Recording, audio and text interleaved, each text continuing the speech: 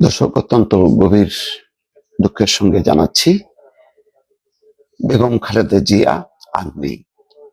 ইন্না লিল্লাহি ওয়া ইন্না ইলাইহি রাজিউন। এভার কেয়ার হসপিটালে তিনি 1 মাসেরও বেশি সময় ধরে চিকিৎসাধীন ছিলেন। আজ ভোর 6টার দিকে তিনি মারা গেছেন। প্রথম আলোর খবরে বলা হচ্ছে, সালাউদ্দিন আহমেদ প্রথম আলোকে জানিয়েছেন যে বিএনপির ভারপ্রাপ্ত চেয়ারম্যান তারেক রহমান জানিয়েছেন আম্মা আর নেই। দর্শক, 3 বারের প্রধানমন্ত্রী এবং স্বৈরাচার বিরোধী আন্দোলনের অন্যতম নেত্রী তিনি। এরশাদ বিরোধী আন্দোলন এবং শেখ হাসিনার বিরুদ্ধে যে আন্দোলনের তার ভূমিকা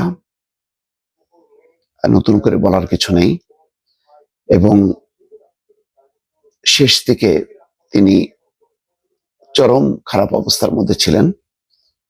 বিশেষ করে 3 বারের প্রধানমন্ত্রীকে কারাদণ্ড দেওয়া হয়েছিল এবং